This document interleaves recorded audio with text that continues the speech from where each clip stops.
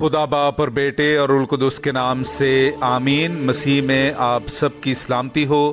बहार colony coat Lakhpat Lahore से मैं एंड्रू इसाक आपके हुजूर रोज़मर्रा की तलावतें लेकर हाजिर होता हूँ।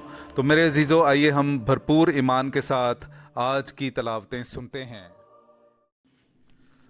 वो ना तो स्तिफनुस की हिकमत का और ना ही उस रूह का मुकाबला कर सके जिससे वो कलाम करता था। हमारे लिए आज की पहली तलावत रसूलों के अमाल उसका 6 बाब 8वीं आयत से लेकर 15वीं आयत तक। और स्तिफनुस फजल और कुव्वत से मामूर होकर लोगों में बड़े बड़े मौजज़े और करिश्मे दिखाया करता था। तब उस इबादत खाना से जो अहरार का कहलाता है और केरवियानियों और सिकंदरियों और उनमें से जो किलिकिया और आसिया से थे, बाज उठकर स्तिफनुस से बहस करने लगे। वो ना तो उस हिकमत का और ना रूही का मुकाबला कर सके जिससे वो कलाम करता था। इस पर उन्होंने बाज को सिखाया जो ये कहें कि हमने उसे मूसा और खुदा की निस्बत कुफर गोई करते सुना है।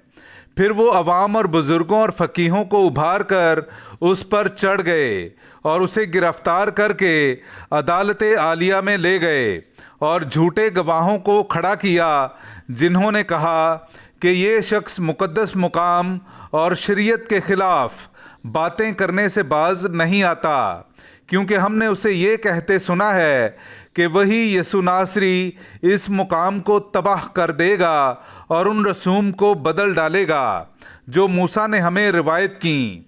और उन सब ने जो अदालत आलिया में बैठे थे उस पर गौर से नज़र की तो देखा कि उसका चेहरा फरिश्ते का सा है।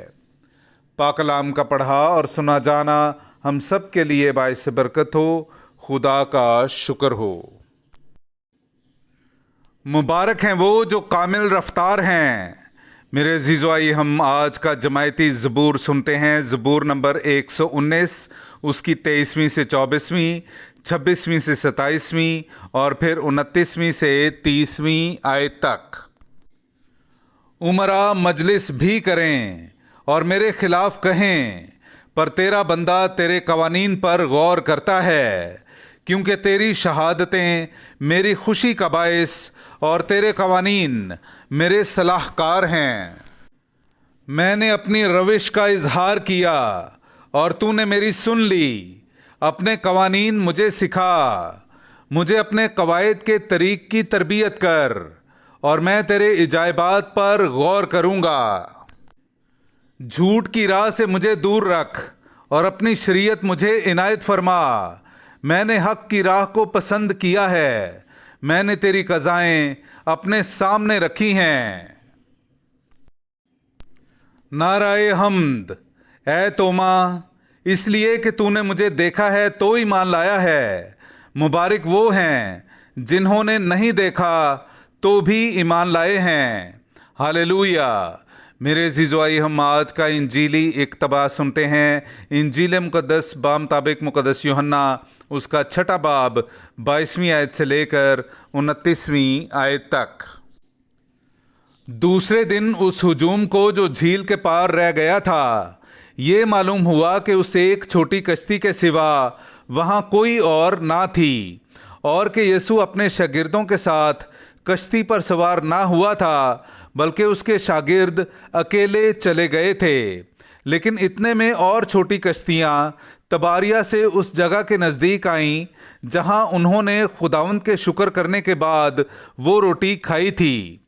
बस जब उस हुजूम ने देखा कि वहाँ ना यीशु और ना उसके शागिर्द हैं, तो उन छोटी कश्तियों पर सवार होकर यीशु की तलाश में कफरनहूम को आए, और उन्होंने उसे झील के पार पाकर उससे कहा, रबी, तू यहाँ कब आया?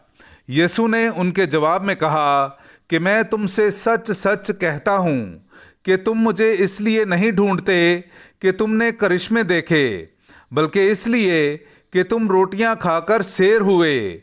फ़ानी खुराक ही के लिए नहीं, बल्कि उस खुराक के लिए मेहनत करो जो हमेशा की ज़िंदगी तक ठहरती है, जिसे इब्ने इंसान तुम्हें देगा, क्योंकि उसी पर बाप यानी खुद खुदा ने मोहर कर दी है। تب انہوں نے اس سے کہا کہ ہم کیا کریں تاکہ خدا کے کام انجام دیں؟ یسوع نے جواب میں ان سے کہا، خدا کا کام یہ ہے کہ تم اس پر ایمان لاؤ جسے اس نے بھیجا ہے۔ پاک کلام کا پڑھا اور سنا جانا ہم سب کے لیے باعث برکت ہو۔ خدا کا شکر ہو۔